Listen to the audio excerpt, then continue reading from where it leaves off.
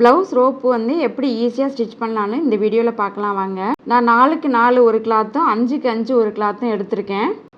இப்போ 4க்கு 4 வந்து ஒரு கிளாத் எடுத்திருந்தேன்ல, அதை வந்து நான் மடிச்சுட்டு இன்னொரு டைமும் மடிச்சுட்டு அதோட ரா எட்ஜில் வந்து நான் தையல் போட்டு எடுத்துக்கிறேன்.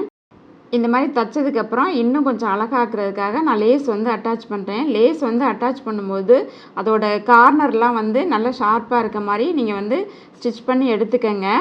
கார்னர்கிட்ட லைட்டாக நீங்கள் வளைச்சி கொடுத்தீங்கன்னா அதுவே வந்து அந்த ஷார்ப்பாக வந்து காட்டும். அந்த இடத்துல வந்து நீங்கள் தையல் போட்டு எடுத்துக்கங்க. இந்த மாதிரி தைச்சதுக்கப்புறம் எக்ஸ்ட்ரா இருக்க லேஸ் வந்து நான் கட் பண்ணி எடுத்துக்கிறேன். இப்போ 5க்கு 5 எடுத்தோம்ல, அந்த கிளாத்தோட சென்டரில் வந்து நான் இந்த கிளாத்தை வந்து வச்சு தைச்சி எடுத்துக்கிறேன். இதுக்கு மேலேயும் நான் லேஸ் வந்து அட்டாச் பண்ணிக்கிறேன். இது வந்து ஆப்ஷனல் தான், உங்களுக்கு வேணும்னா நீங்கள் அட்டாச் பண்ணுங்கள்.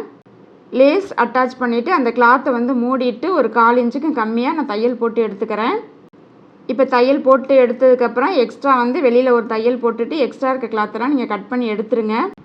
இப்போ ரோப்பை வந்து சென்டரில் வச்சுட்டு அந்த கிளாத்தை மூடிட்டு தையல் போட்டுட்டு நீங்கள் எக்ஸ்ட்ரா இருக்க பீஸ்லாம் கட் பண்ணி எடுத்துகிட்டு திருப்பி எடுத்திங்கன்னா நம்மளோட அழகான ரோப் டிசைன் வந்து ரெடி ஆயிரும். இந்த வீடியோ பிடிச்சிருந்தா நம்மளோட சேனலை சப்ஸ்கிரைப் பண்ணுங்கள். கூட வீடியோக்கு ஒரு லைக் கொடுங்க. தேங்க்ஸ் ஃபார் வாட்சிங்.